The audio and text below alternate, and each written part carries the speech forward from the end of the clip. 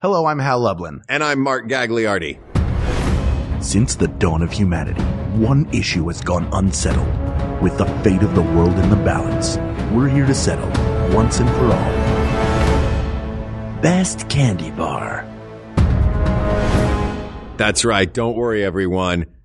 We got this. Podcast should have a theme song. Podcast should not have a theme song. Yes, they should. No, they shouldn't. They sound good. Yeah, but people are just going to skip past it. You know what? You're right. We got this. Oh, Hal, we have a big one today. Yeah, we do. We do. We King have. size? I don't know. I would say king size. This is the I king size, big hunk. I can't think of other size-based names for candy bars. Double large, triple wide. What is have you ever had a double large, triple wide bar? I'll just take a bunch of them and stack them. So yes, something I invented. It's not really out there yet, but I will be charging people for it. You don't even break apart your Kit Kats, do you? You eat them rectangle. Mm-hmm. No, I put them all in like I'm feeding an old IBM. It's just gone. People wonder. Well, if you haven't guessed, today we are talking about candy bars. Who asked this question? This is Sammy Gibson. This is Sammy Gibson. Sammy Gibson wants to know, what is the greatest candy bar of all time? So we figured, who better to talk about candy bars with than our superhero movie star friend, Zachary Levi? Hey! Very fitting. Very yeah, fitting. it seems fitting. When you were saying we got a big one, big hunk, I thought, oh, this is my intro. No. Yeah. You were talking about actual candy bars. We were specifically talking about the candy. Yeah. We have a tall, handsome candy bar to talk about. And also, Zachary Levi's here. This drink of water. This guy. This guy. Superstar, international star. I'm very excited to be here discussing random things, but specifically, I'm excited that we're talking about candy bars today. You're coming in hot with before we even started, you were like, guys, I know which one it is. Yeah, I know what the best candy bar is. It's a dangerous call, my friend. It's a dangerous call to begin with. I know what it's going to be. Because it's all subjective, because everything in life is subjective. But is it? And I think that is the whole point of this show. Yeah. And obviously, there are things, be they ingredients, textures, crunch or no crunch. Sure. Whatever you're looking for, there are things that I think can stack up and build what could, again, always arguably, but arguably the best candy bar on the planet, Well, that's our goal here today, to build that perfect candy bar. We're going to build that bar, or we're just going to discuss all of the attributes of various bars? We're going to figure out what the greatest bar of all time would be, and we're going to see who gets the closest. All right. But let's talk about give us your CV on candy. I mean, there was a giant billboard of you in LA with a big old bubble gum. Yeah. We're not talking bubble gum. We're no, full we're on not candy. talking bubble gum, guys. And I will, just to go tangent on bubble gum really quick. Isn't it interesting that as a child, the concept of mint gum is horrific? It's, it's like, why on God's green earth, Grandma, would I ever want to chew your Wrigley's when I can have some bubble gum? Yeah. Why would I put any kind of gum substance in my mouth if it's not watermelon flavored or grape or strawberry or some crazy concoction of the most amount of sugar that you can compress into a chewy substance? Big League Chew, whatever it is. Like there was it felt like the great deception to be handed a piece of gum and be like, peppermint. Oh God.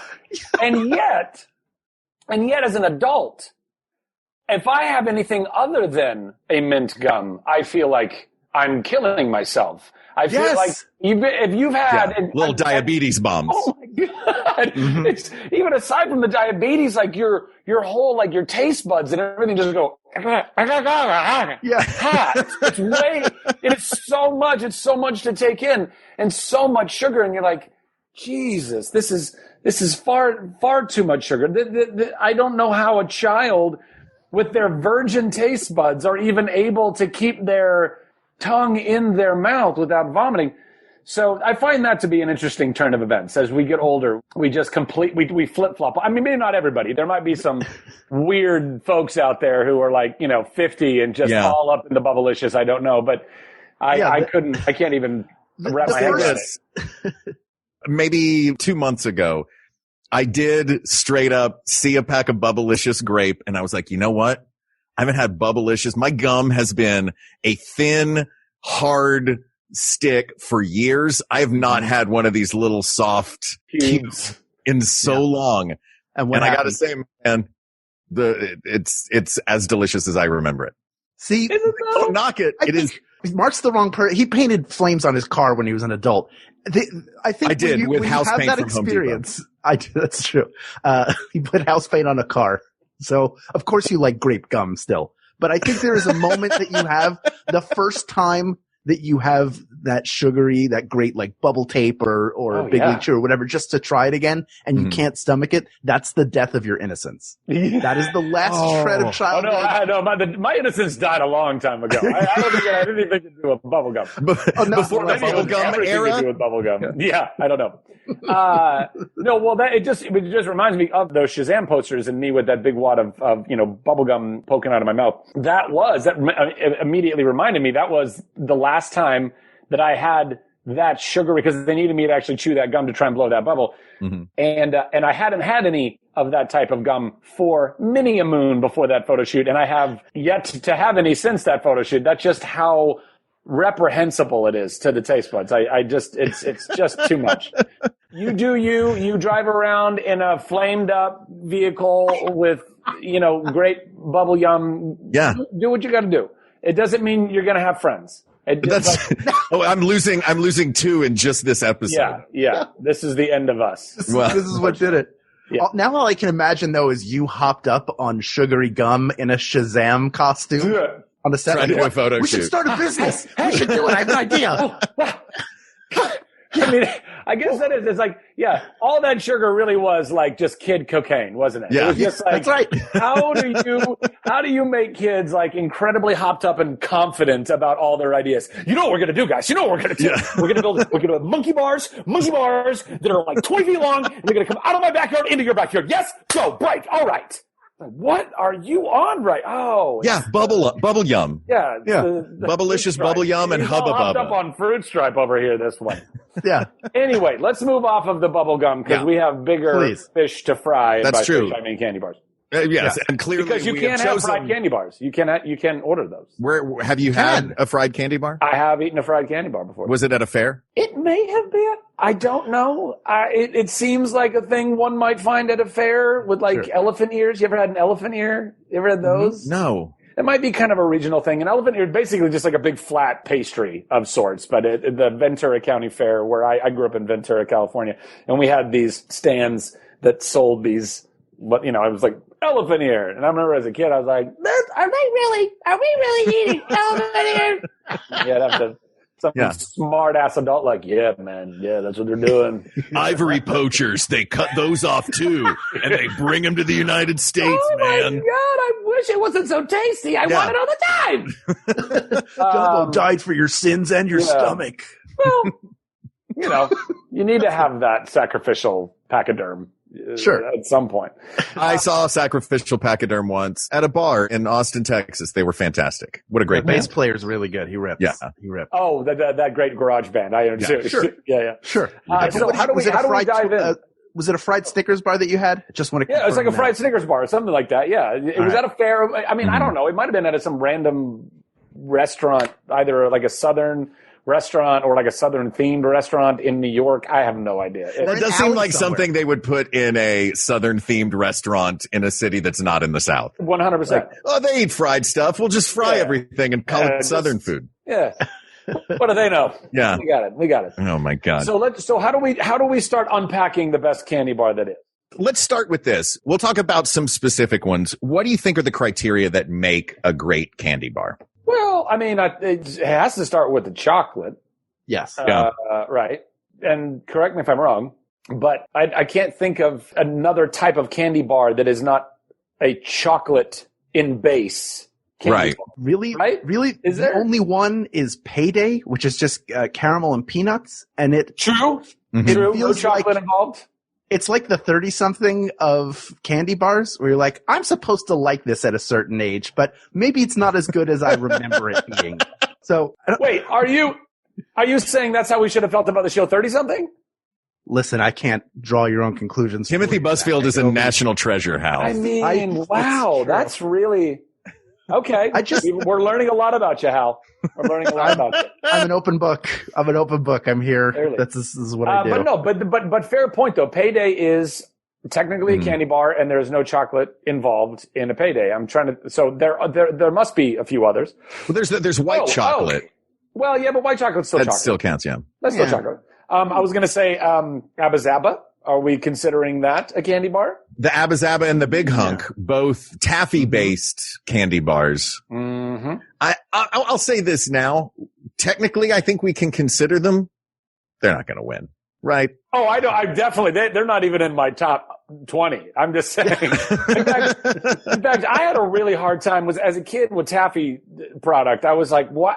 This feels like I'm chewing on this forever with no real payoff." And like, it's just stuck all up in your teeth, and there's just such a pain. And the Abba Zaba, specifically, I was like, there's not nearly enough peanut butter in the middle of this thing to necessitate or make me want to chew through all of this seemingly flavorless taffy, right? Because like, what is the white taffy on an Abba Zaba? It feels there's not really a flavor to it. It's white flavor. Yeah. White. It's just flavor. White flavor. It's the flavor of white. Yeah. Not vanilla. No, just white. Yeah. It might supplant ranch dressing as the flavor of white. Hey. Don't be knocking ranch dressing. Do we need a tangent off into best dressings? What is wrong with you? Hey, I love me some ranch dressing. Do you put ranch dressing on a salad, or is it specifically for dipping? You love you some ranch dressing? I love me some ranch dressing. You love ranch dressing. I mean, I'm not going to marry it. It is. Well, then you know what? We're done. He's gone. No. Well, that was a fun short episode. By the way, did you know, tangent, did you know that ranch dressing was only really created in like the mid 1980s? Really? Yeah. I didn't. It did not, as a dressing, it did not exist before the mid 1980s. It was like, nobody had ever really thought of putting that, distilling the blue cheese and taking all the rancid chunks of blue cheese out and just emphasizing the nice creamy portion of it. No, nobody ever thought about that. Oh, you know what? It worked though. Unbelievable. It did. Worked like gangbusters. Somebody had the idea to just pour dip on a salad. Like, yeah. Well, no, it wasn't dip. There was so it didn't even exist as a dip or anything before that's what I'm saying. Ranch as a substance, ranch dressing, dip or otherwise, did not exist before the mid 1980s. No, it just wasn't a thing. I know. This is why the people of the world listen to this show, is to get details and important historical facts. That's right. That is fascinating. I did not know that. Also, since we're on the topic, boysenberries. This I know. Boysenberries. What do you know? Go ahead. I'm excited to hear. Boysenberries were not first successfully created, but let's say first successfully created and marketed by Knott's Berry Farm. That's right. Prior to Knott's coming around, and his wife, by the way, the Berry Farm was kind of a side hustle. It was like a fried chicken, a roadside fried chicken restaurant. Mm-hmm. And because his wife made incredible fried chicken, also made incredible preserves and jams. So then they started this Berry Farm to go along with that. And then they started doing attractions to kind of bring people in to have their fried chicken and jams. And have you eaten at that chicken restaurant? And then Snoopy and the gang became a part of that. No, right. I don't think I've ever eaten at that. Is that restaurant? Does that still exist? That restaurant still exists. I worked at Knott's Berry Farm. Oh, it's in the park now. No, it's right at the front before you go into the park. It's street side. It's on Beach Boulevard or whatever the entrance is down there. It is delicious fried chicken if you ever find yourself in Southern California in that particular area in Buena Park. This episode sponsored by Knott's Berry Farm Fried Chicken. That's right. Some excellent fried chicken if you ever find yourself down on Beach Boulevard. Look, they're missing a lot of money with Halloween Horror Nights this year. Please go buy the chicken. Please go buy the chicken. Zach, why are you doing that ad like you're calling a baseball game? Because that's how you're supposed to sell ads, isn't it? Isn't that how you do podcasts? This episode brought to you by Squarespace. Squarespace is where anyone and everyone can make your own website. Now back to the show. I don't know, because I've always wanted to call baseball games. I don't know. Yeah. Sure, of course. Of course, So, that's the dream. Would you be the color man or the play-by-play? I think I'd have to be the color man. I don't know nearly enough about any sport to actually, really be specific. Also, you got to pay so much more attention to be doing the play-by-play. and be ahead of it and like all of the players' names and the deal. I would just want to be like, whoa, no way. Did you see that? That was crazy. Yeah. Fan in the booth. Yeah, There you fan in the booth. That's right. A lot of times at baseball games, the color guy could just be like, it'll be whatever the play-by-play is like, 2 on, 2 out for Jim Jenkins. And then the color guy's like, I finally saw Red Dawn for the first time this week in the original version. Absolutely. Pretty good movie. I like a young Patrick Swayze. That's it. Just completely wandering off on his own. Well, they gotta fill 3.5 hours. Yeah. I get it. I think that's why Harry Carey was so great. Like he would just go off on the craziest tangents about, growing up a kid with an alcoholic parent. I mean, I don't know. If you want one of the old legends that's still doing it, Bob Uecker is still calling Milwaukee Brewers games. Yeah. So listen to Bob Uecker call a Milwaukee Brewers game. It is a throwback. Just a bit outside. Yeah. The Indians win it. The Indians win it. Oh my God, the Indians win it. It was so great. So good. He was also like a decent actor back in those 80s sitcom days. He was, he was a great sitcom dad. He's a funny, affable dude. Yeah. Let's get back to chocolate. Yeah, let's get back. I want to talk about, we do have some listeners in the UK. Oh, they're hardcore about their chocolate. I know. And that feels like an elephant in the room. All of this entire list. The sacrificial pachyderm in the room, is that what the sacrifice? Yeah. Yes, exactly. Yeah. The sacrificial pachyderm in the room is British chocolate and its supposed superiority to American chocolate, where we are dealing primarily with American candy bars. Not primarily, entirely with American candy bars. Yeah. Oh, we're not even screwing around with anything outside of the U.S. Is that right? Mm-mm. I mean, we can throw a flake or a Cadbury. I don't know, the arrows. Arrows, yes. To me, let's talk about this because maybe we will have some British ones in contention. We won't. Yeah. European chocolate to me, they make fun of our chocolate. European chocolate to me tastes like I'm eating chocolate flavored butter. Oh. I mean, I'm sorry. Is that a bad thing? That sounds delectable. Right. I get chocolate butter? All right, guys. I didn't mean for that to sound as delicious as it sounded. I immediately regretted it. No, I know what you're saying. Look, I think as with most things, right? Like you love what you know, you fear what you don't. As an American kid growing up in America, you're not even subject to most of those other options unless you have English parents or Anglophile parents or I don't know, something like that. Or you go to a particular grocery store that had all of those options growing up, which most of us did not. So, and all those English kids growing up, they didn't have any of our stuff. Most of them didn't have anything until they ever visited the States or something like that. So, of course, they're not going to like our stuff and we're not going to particularly like their stuff. I mean, I will say that I can understand from like it's difficult to even say the word health or the term health and wellness when talking about candy or chocolate. You couldn't even get that word out the first time. But I can understand, like, we've been putting a lot of not so great stuff into our food, in our food processing for far longer than the EU, than, a lot of places around the world. So, I'm sure that our chocolate is tainted and processed in ways that it shouldn't be, and yet still gave it the flavor that we were accustomed to and that we grew up with. So, yeah, I don't know. It's a very difficult thing to argue, like, which one is actually tastes better because we're accustomed to a certain taste. I've tried to be open to the idea of like, okay, I'll eat this Cadbury. Although I think even Cadbury got bought by Hershey's or something, not too long ago, or actually maybe quite a few years ago. And there were so many Brits that were up in arms. They're like, you can't take our Cadbury, you Hershey's. Expletives. Because we don't curse on this show. That's right.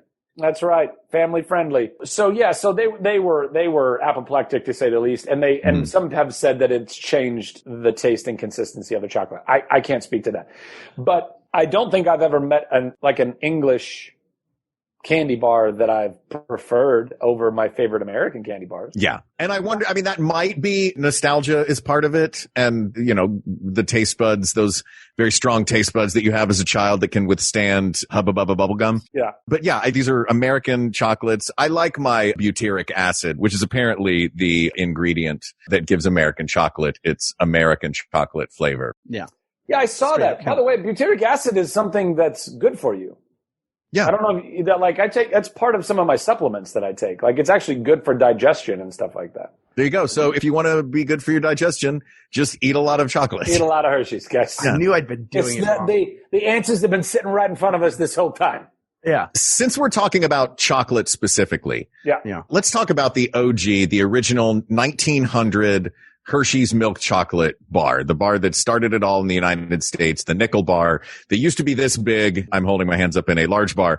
And then eventually the nickel bar got so small because they didn't ever want to change the price of the nickel bar. The nickel bar just got smaller and smaller and smaller until it was like, guys, there's no point in selling these nickel bars anymore. Maybe it's a bit of an old school purist in me. I love a straight up Hershey bar. Do I think it's necessarily going to win? I think it's been improved upon over the years with the addition of your nougats and your peanuts and your caramels and your pretzels even. But there is something magical about an old school Hershey bar. Look, we have an Amazon hub locker in our building. Mm-hmm. Brag. And right now in that locker waiting for me is a case of 36 bars of Hershey's chocolate. The reason being that my wife, her one treat she has a day is some Hershey's chocolate with some marshmallows on it that she puts in the oven, and she makes like a little s'mores dish. Like in her calorie counting, that is like the okay treat to have. So I just keep us sort of stocked in it. And it's fine, but it's on its own. Like if we were going straight chocolate, you might say Toblerone is the greatest candy bar, but it's going to be about the overall composition of the bar and the other ingredients in it that's really going to, I think, bring the winner to the forefront. Yeah. I've never really been sold on the Naked Hirsch. I've had it. We've all had it. Yeah. You know, I mean, hell, it's got a town in Pennsylvania named after it. Well, after the guy who created it, I suppose. I take a lot of pride as an American in that, like Hershey's, like, you know, that's a cool thing to know that that's like that's our Cadbury. That's our deal. I would say a Mr. Good bar, just throw some peanuts in it, and all of a sudden you've got a more superior bar because you've got something to go against that chocolate. But it's all right. It's okay. Well, let's talk about blow my skirt up. Let's talk about some of the additions, because we were talking about what makes a great chocolate bar. You mentioned just adding peanuts to a Hershey bar improves it because it gives it that crunch. It gives it that sort of umami that comes with nuts. I think that whatever our winner ultimately is going to be is going to have some sort of crunch factor to it. Absolutely. Mm-hmm. I think that the best bar is something that consists of, has multiple consistencies, layered treat. It's got, to me, it's got to have that chocolate covering, obviously. Sure. Of course. It's got to have a little crunch in there. It's got to have a little, smooth in there. So that could be a caramel or caramel, depending on what part of the country or world you're from. Or some other type of, I don't know, peanut butter. Yeah. Both. Nougat. A whipped nougat. I do like a whipped nougat. A whipped nougat. Yeah. Though I'll say, you need to have more in there. Like, that's why Snickers, I think, blew up. Yeah. You know, and they were also kind of like marketing it as like, it's a meal in a bar. Like, this is a meal replacement. And in some ways, for like calorie counts and all that stuff, like it did give a lot of calories, and you had the nougat and the caramel and the peanuts in it. And, you know, Snickers is still up there, man. That's a tasty bar. I think Snickers, in all honesty, I think Snickers is going to be the one to beat in my mind, because it's like, it's adding those layers. You've got you've got a Hershey bar. That's just straight chocolate. Yeah. Then you add the whipped nougat. Then you have a Three Musketeers bar. Add a layer of caramel. You have a Milky Way. Add a layer of peanuts. You have a Snickers bar. So of that core group of candies, it seems like the Snickers bar is the winner, at least out of that bracket, because of the variety built in. Sure, absolutely.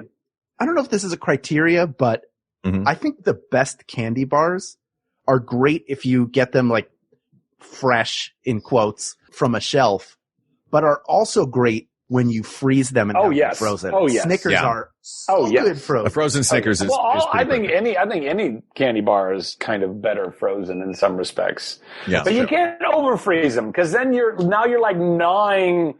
You can really mess up your grill. You're just kind of sucking on it and waiting for it to melt. And you're like, what is that gross thing in your mouth? Yeah. Not only is this not an enjoyable way to eat this, I look like a crazy person. Yeah. What's he doing? Oh, he's just over there gnawing on a Mars. Sucking on a Snickers. Like, what? That's you get very drooly. Like, it's almost ready to bite into. I will say that as a kid, I had to graduate up into that though. Like I definitely felt like just the nougat and chocolate, I could wrap my head around the Three Musketeers. Then I could wrap my head around the Milky Way with the caramel. And then, cause I still was always like, peanuts. I don't know that I like peanuts in my, and then eventually your taste buds kind of graduate a bit and you're like, I'm a little like I'm older and adventurous and I need some peanuts. And, I never thought of it that way, but it makes sense. When I was really little, I loved Three Musketeers bars. Yeah. They were and now they just seem like a waste of time. Yeah. Yes. If I get a Three Musketeers bar, I'm just going to dunk it in crushed peanuts. Yeah. Exactly. Yeah. Just coat it in caramel and peanuts, and then you've basically created the candy apple version of a Snickers. That's right. Yeah. And let's not forget though that so we got the peanuts for crunch, but also we got there's some other ideas or some other things like the Rice Krispie and wafers, Let's talk about, I'm glad you brought that up. We talked about the crunch based candy bars. Like Crunch Bar. I mean, like that's a Hershey's with Rice Krispie in it, basically. Let's talk about the crisp-based ones, be they rice or wafers. Specifically, wafers was what I was thinking, but I'll put the puffed rice in there. Which one? Kit Kat? Yes. You have the Kit Kat and the Twix are kind of the two big ones in that world, right? Love me some Twix. Can I say something? This is definitely going to be controversial now. I like Twix, but I don't think I loved. Every time I have them, I'm very excited, and then after I have them, I'm like, I remember those being a little bit better. Like, it's almost like the 2 bars aren't enough. Yeah. What's wrong I get with that. Me? No, I don't think you're wrong. I get a Twix because I'm fooling myself frequently. And what I'll do is I'll be like, you know what? I kind of want a little piece of chocolate, give myself a little treat. You know what? I'll get a Twix bar. Then I'll just eat one of them. And I don't think it's ever happened that I've eaten them 2 at a time. Oh, yeah. Yeah. Well, by the way, those are also great frozen. I think Twix are almost kind of the best frozen because even when they're super solid frozen, they're small enough to just, and they're not, there's only those kind of smaller layers in there. So you can really kind of knock it off. And the wafer isn't dense enough that it's unbreakable, that it makes the fact that the wafer stays breakable in freezing. The cookie. I'm sorry. The cookie. How dare you? Let's talk about the Kit Kat. Are you guys Kit Kat fans? They're okay. I will say that I appreciate the entrepreneurial spirit of the Kit Kat. Like, they have more flavors than any other candy bar I can think of. It's bonkers. You go to other countries. I've had, like in Japan, they are all about their different flavored Kit Kats. Yeah. It's insane. Banana flavored Kit Kats, actually not bad. There's a great Japanese store in New York that I love that they have a whole Kit Kat section. There's green tea. There's the banana ones. There's the pink one. I don't even know what flavor the pink one is, but there's the strawberry, pink one. Maybe, yeah. They're delicious. I have 3 flavors of Kit Kat in my home right now. I have original. I have the dark chocolate mint, which is a revelation, and apple pie, which I bought only because I saw that it was available and I had to try it. And surprisingly, it's got white chocolate on it, which for me is kind of a no-no, but it tastes very good. It kind of tastes, when you've chewed it before you swallow it, feels like a mouthful of apple pie. So I would hope so. That's what they're marketing as. Yeah. It tastes like a fish, which is really a problem. I should write them. Yeah, I keep eating them, this though. Does not taste like apple pie at all. This tastes like cod. Madam. Fresh hot cod. Specifically fresh cod. I enjoy apple pie. Also, by the way, I do like cod, but this is not what I was bargaining for. Speaking of the chocolate and the mint, to tangent a little bit, and it's not a candy bar, but good Lord, I would have loved for it to have been a full candy bar. Andes mints. What is? Yes, the thin layer. The best part of going to dinner with your parents ever. Yeah. You'd get to the end and you'd mob the hostess stand and be like, yes, I'd like one. Yes, I'd like another. Oh my God, so these are free. I can just take what I want. Yeah. Oh my Andes God. mints were the best. I don't know. They just don't exist in restaurants anymore. I don't know what the hell's going on. Can you get them full size, or they only exist in little squares for pillows and bowls at the hostess stand? I don't know. I want to believe that that's what they are. That's like, guys, we don't want to stray out of our market. Yeah. So, our demo is small. And we're not going any bigger than small. Do you have a restaurant that you remember from childhood specifically by the candy bowl at the end? I remember Garcia's restaurant in Knoxville, Tennessee. I would always get excited to go, not only because the Mexican food was very good, but because they had this little bowl and a little spoon as you exit and you get your little handful of candy. It was the greatest thing in the world. Mine was also a Mexican restaurant, Casa de Soria in Ventura, and they were an Andes mint type of place. They also had Tootsie Roll Pops that you could buy at the restaurant.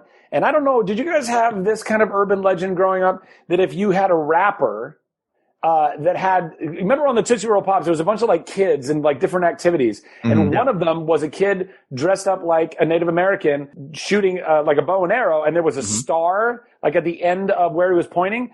And somehow, me and my friends, there was this urban legend that was passed around that if you got a wrapper that had the star on it, that you could trade the wrapper in to get another Tootsie Roll Pop. We believed this wholeheartedly, and we're so good at believing it that we convinced the people working at the restaurant, like, no, you need to give us another one. It worked. And God bless that young hostess working there. She's like, okay, oh, yeah, is that how it works? Okay. Here, and she's like, got the wrapper now. Do I send this in? What do I do with this? Does this go to corporate? The kid found one with a star. I guess I have to...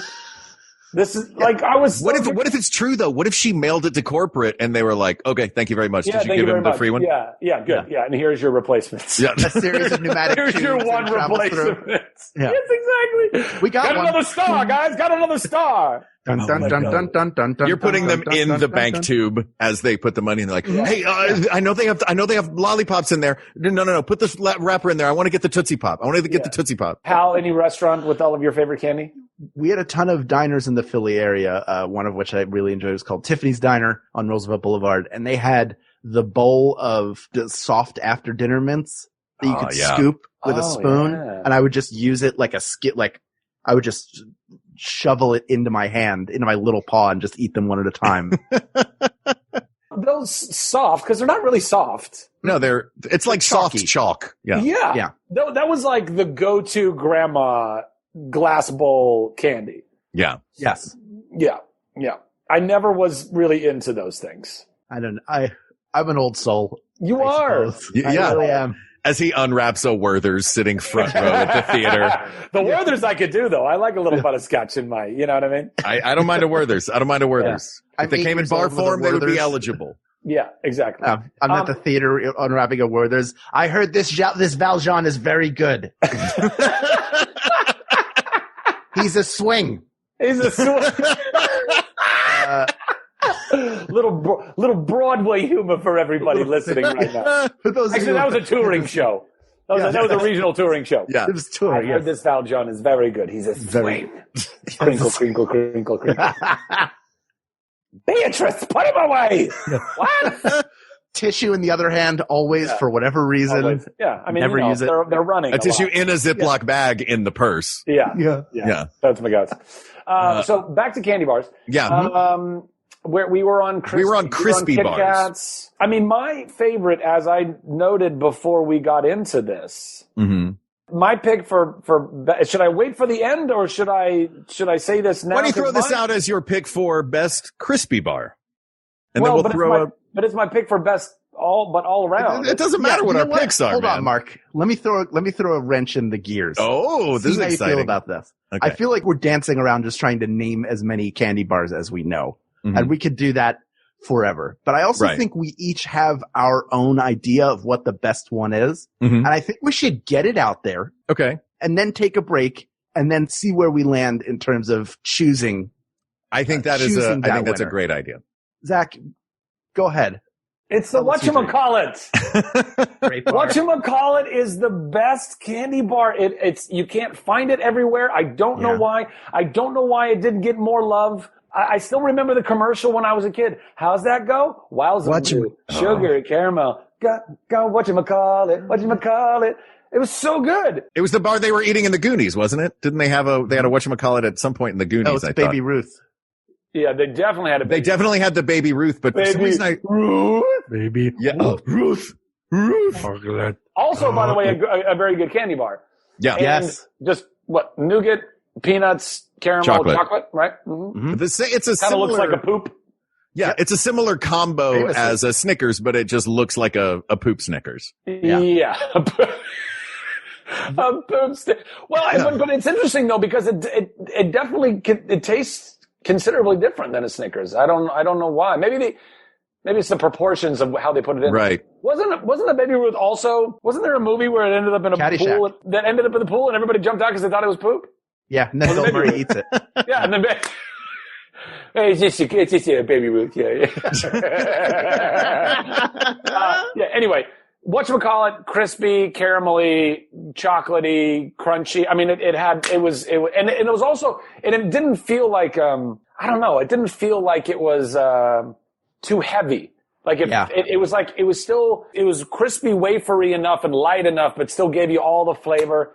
I want one right now. Now, you're a little younger than Hal and I, but it was created in 78, the whatchamacallit, and they didn't add the caramel until 87. So do you remember the whatchamacallit as pre-caramel? No, I only remember because I don't think I even got into whatchamacallits until I was born in 80.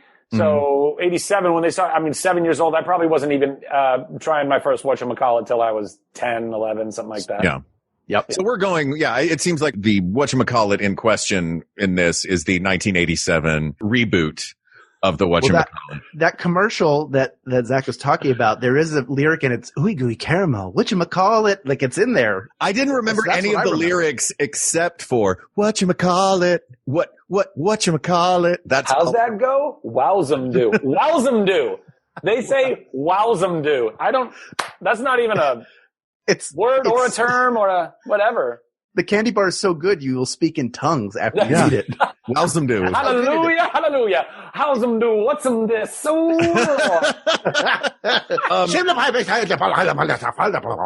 Oh, he must have had a whatchamacallit. I'm not just trying to name check all of the candy bars. I promise I'm not just trying to get through the whole list, but I will say the crispy peanut butter in a whatchamacallit, I think is vastly superior to the tooth shattering crispy peanut butter in a Butterfinger. Oh yeah, the glass that they put in the middle? Yeah. That peanut butter glass. Man, I did love me some Butterfingers for a hot second. I just feel like the proportions were wrong. There wasn't enough chocolate for is that peanut butter in there? If you're going to take a polarizing texture like what is in the middle of that and just make it the entirety of the candy bar with a thin layer of chocolate on the outside, it's a bold move. Yeah, it's super bold. Although I think they had some of the best marketing any candy bar has ever had when they tapped into The Simpsons. Absolutely. Having Bart Simpson sling your candy bar was like, that's genius, y'all. Yeah. Oh yeah, it was ubiquitous in our youth because of Bart Simpson, because of how you kids today don't realize how huge Bart Simpson was in the early 90s, late 80s. But ain't that crazy that the kids today are still watching Bart Simpson? New episodes. Crazy. New episodes of the show. Yeah. Y'all. Nobody better lay a finger on my Butterfinger. Oh, man. All right, Hal, what's your bar of choice? Well, first of all, I have to applaud Zachary Levi, our guest, because whatchamacallit is fantastic. It is one of my favorite candy bars of all time. It would be my number 2 to my number 1. Now, I love a Snickers bar, but in 2004, Hershey figured out a way to make it better. They said, we're going to take chocolate, peanut butter, peanuts, caramel, and a waffle-shaped pretzel and make a bar out of it called the Take 5. That everybody loves, but nobody knew about it. And they rebranded it a few years ago to be the Reese's Take 5. And it's still just as good. It is, I think, the perfect candy bar for all of the different proportions and flavor. It gives you the texture. It gives you the sweet, the salty, and you are always satisfied after having it. And it comes in like 2 little poops instead of 1 big poop bar. So I mean, It is shaped like a poop. I always It's shaped prefer like a two weird little poops as opposed to one big poop. I don't know. I just like cleansing the colon. You know what I mean? Just a whole one fell swoop. One shot. fell poop. But that would be my number one that I would take to the finals with me. What about you, Mark? We'll see. The normal Hershey bar. No, it's not the normal Hershey bar. And I gotta say, guys, the point of this is we are trying to discern objectively. So we're trying to objectively discern a subjective thing. I think my favorite one that I would put up, I'm not putting up my favorite one. I'm putting up the one that I think would be the objective victor in this. All right. Which is the Snickers bar. My personal favorite is the Hershey's Nutrageous, just because I love, or the Reese's Nutrageous, because I love Reese's peanut butter cups. They don't count because they're not a bar, and that is the closest thing to a Reese's peanut butter cup in bar form. I think they're delicious. I'm a huge fan of them. It is rare. I haven't had one in years. Now that I'm thinking about it, I want one immediately. Yeah, they're pretty tasty. But I'm trying to think objectively, and I think that Snickers is the correct ratio of everything on the inside. I'm not trying to push for Snickers to be the winner. I'm trying to discern the winner. I think whatchamacallit is a strong contender. Mm. Yeah, but I mean, look, if we're, again, this goes down, like, I personally like whatchamacallit, and I think it's super underrated. I think more people ought to try it, so long as they don't have health complications. But sure. I think that if we're trying to pick, like, what's the GOAT? What's like the OG Michael Jordan of candy bars? I would probably agree that Snickers still holds that. I don't know that anybody's come up and beaten them as far as like most synonymous with like being the candy bar. That's a great way of putting it, because it feels like Snickers is at the top of the mountain going, who wants some? These are great contenders that are coming up to fight the Snickers. Yeah. Wow. Let me ask you a question. Yeah. Would you consider a Rolo a candy bar? We were just right before you jumped on the call, in conversation, I was like, is a Rolo a candy bar? Because it is long. It is a long, thin poop that, Rolos are individuals. You're thinking Rolos are Tootsie Rolls. No, I think Rolos are individual. They're trying to trick you into thinking it's a candy bar. Yeah, they stack them in candy bar shape. I personally don't think it's a candy bar. I think it's a bunch of individual little chocolates. Yeah. But the reason I asked is because my ex-wife and I got into one of our gnarliest arguments because we had stopped at a roadside, like to get some gas, and we got some snacks and stuff. And we were driving, and she had got some Rolos, and I got something I can't remember. And I was like, I was just trying to make small talk. And I was like, "What's your favorite candy bar?" And she goes, "Oh, Rolo." And I go, "Well, I don't know that a Rolo is actually a candy." And she was like, "Don't you tell me what my favorite." I'm like, "I'm not trying to tell you that you shouldn't like Rolos. I was making an observation about what an actual candy bar." Like, fuck. Anyway, I'm glad that I have your support in that. Yeah, you are 100% right that the Rolo is not a candy bar. I think the Rolo is the equivalent of two kids stacked on top of each other wearing a trench coat, pretending to be a grown-up. Like, the paper wrapper on Rolos is like, no, we swear we're a candy bar. Can we see your R-rated movie? Yeah. Tootsie Roll's also not a candy bar, by the way. It's just a big log. It's a big log. I would put it with like the Big Hunk and the Abba Zaba. Yeah, kind of. I've still to this day have no idea what the hell a Tootsie Roll is. It's chocolate flavored taffy, right? Oh. Is it? I think that's like a Charleston Chew? Yeah. Kinda? I don't remember really what a Charleston Chew is. Similar? Yeah. Chocolate, it's like different it's like a Tootsie Roll. Flavored. Yeah. It's like a Tootsie Roll. Also, like Tootsie Roll is like a Charleston Chew. That's like a Tootsie Roll. That's like a Charleston Chew. Yeah, it's just a snake eating its own head. I'm stuck in the loop. Tootsie Roll now owns the Charleston Chew. Oh, of course. Yeah, the Tootsie Roll bought them out. Tail for real. Yeah, exactly. It's the Instagram stories and Snapchat of candies.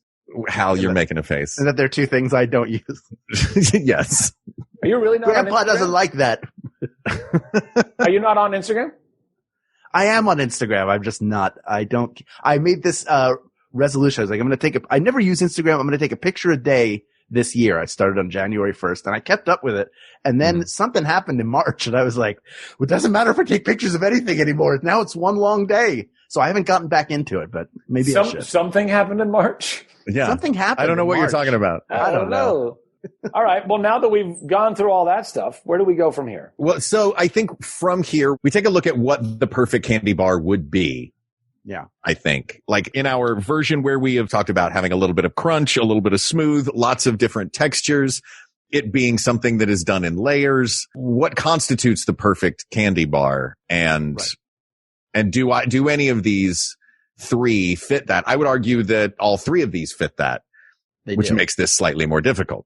But before we do that, I take 5 and Nutrageous and a whatchamacallit? Snickers. Whatchamacallit, a Snickers, and a Take 5. Those are our finalists. Yeah. Mark loves the Nutrageous because he's such a good guy. I'm going with the one that I think is objectively. That's fair. Have a spine. Be committal. Yeah, really. I am committed to the real loose thesis of this show.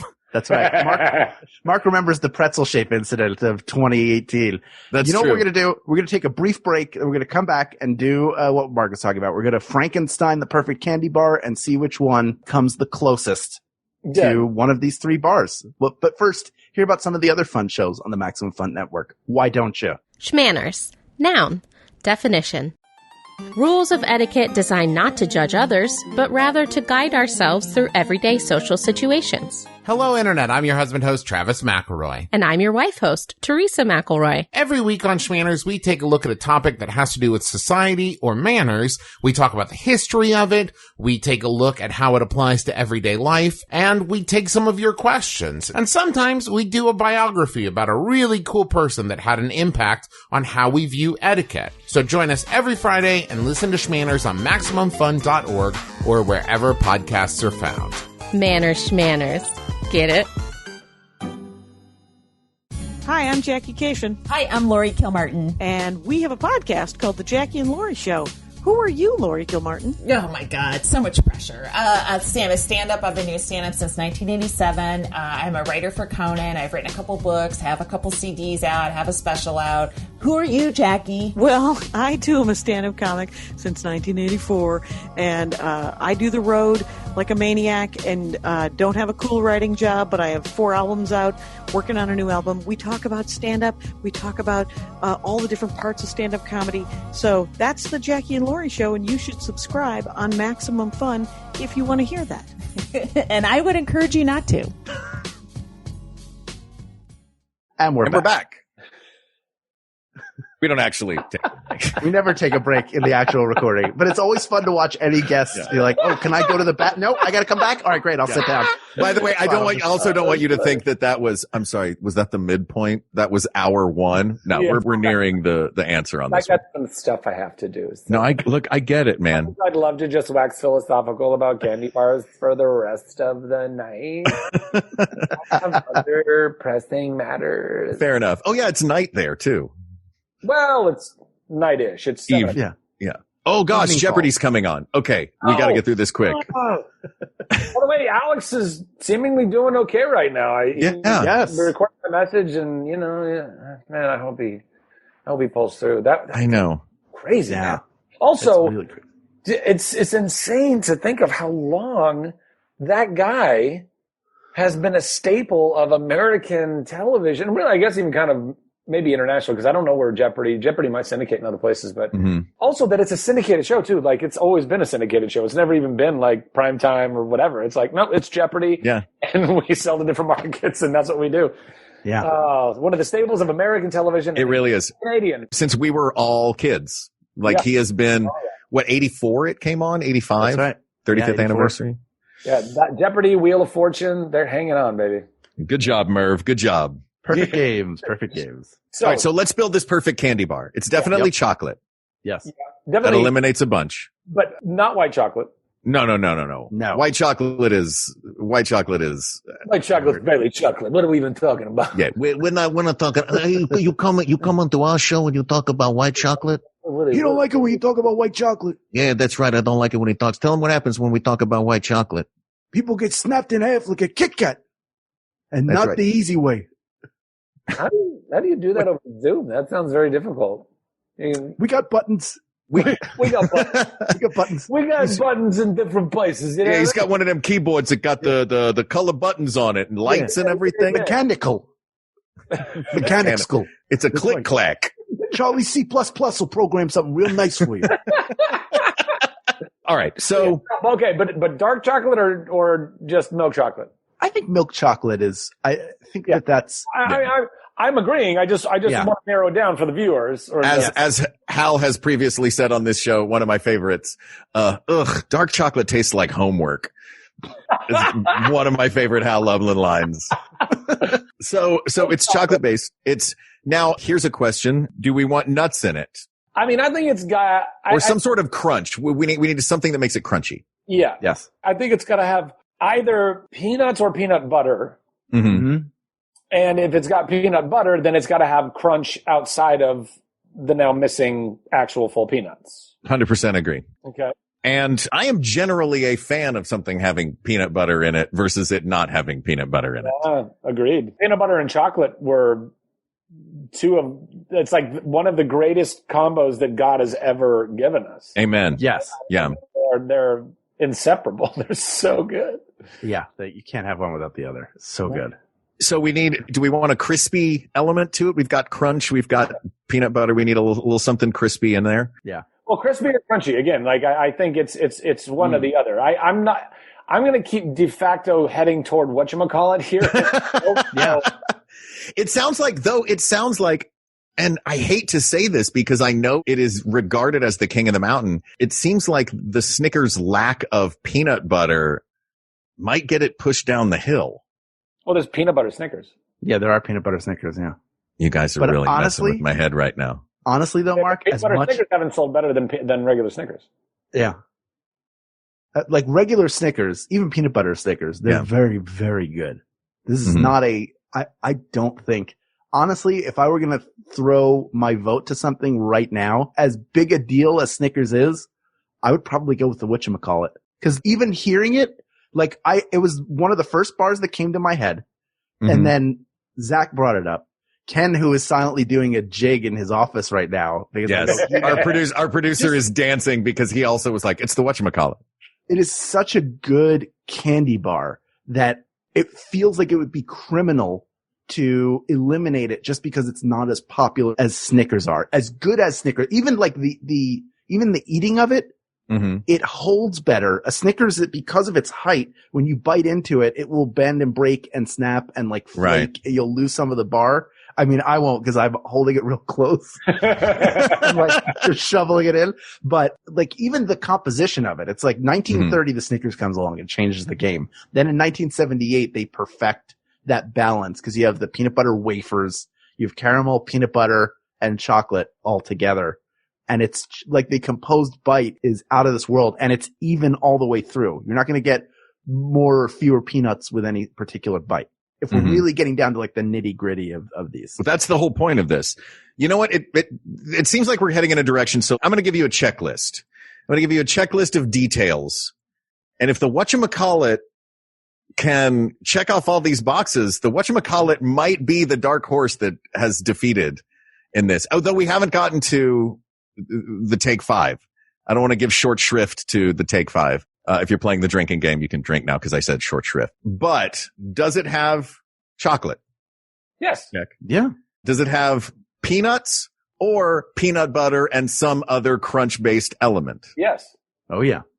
Does it have a crisp element? Yeah. Yeah. Does it have a smooth element? Yeah. Mm-hmm. This is an upset for the record books, boys. You know what I mean? This is. I don't know. How do you say other than I hate being right. All the time. Does the Take 5 want to challenge in ritual combat the whatchamacallit for the title of greatest candy bar of all time?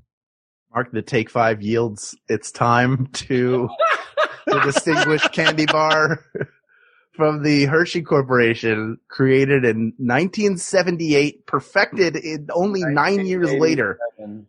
People of the world, this is a shocker. You never expected this to happen, and yet here we are. We did it. It happened, and we had a damn superhero come in to tell you, so don't even argue, or you'll get hit with lightning about it. The best candy bar. It's fine. Just don't let me do threaten this. people on my behalf, Al. Don't do that. Don't look. I'll threaten people with lightning. All right.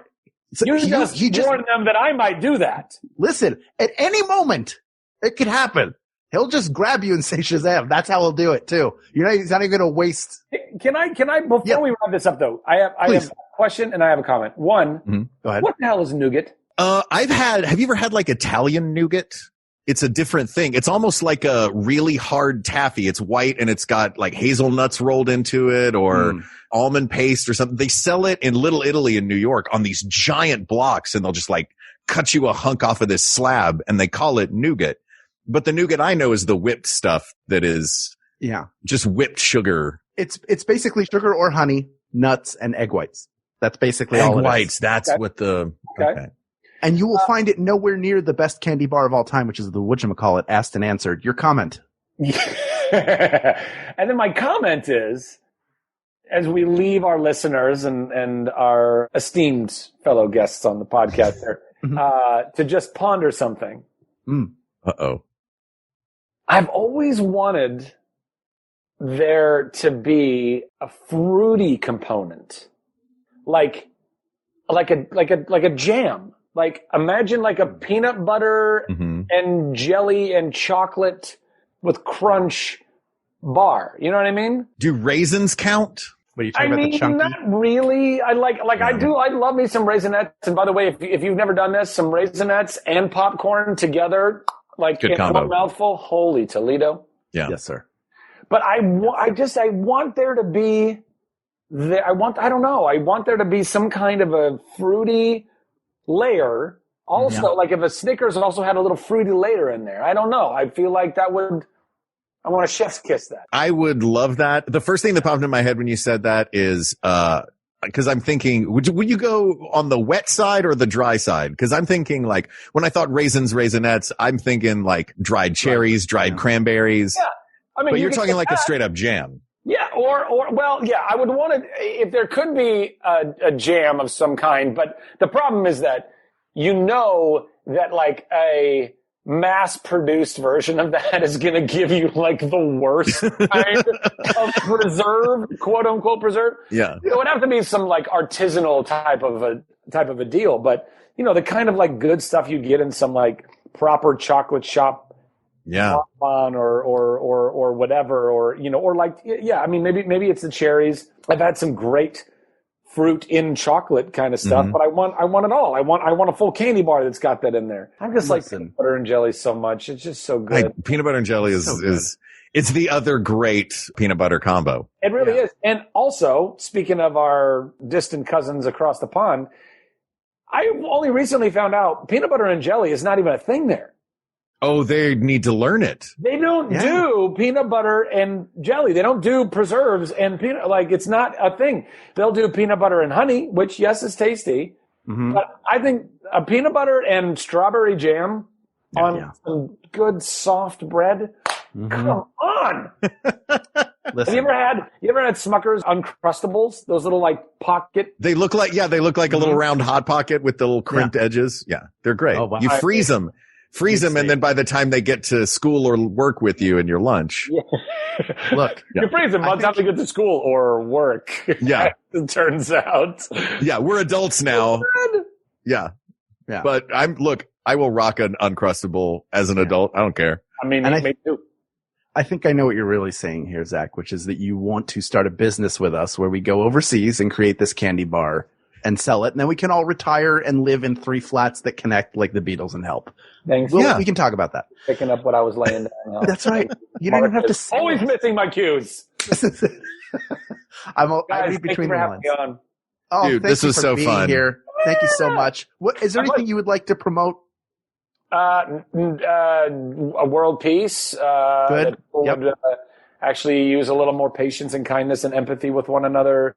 Know that even the people that you think are potentially evil or wrong or horrible want the same thing, which is to have a safe and healthy life for themselves and their family and their friends. We're so divided. We're more divided than any other time I can possibly think of. It's certainly in my lifetime, and it's quite terrifying and sad. I would be promoting any work except that we're not working. So Sure. Nothing to really promote there, but I definitely wish to promote that we would all love each other a little bit more right now because we really need that. Amen. And for those who might not follow you on Twitter, that is great. You are a great haven for joy and peace in a world of arguing.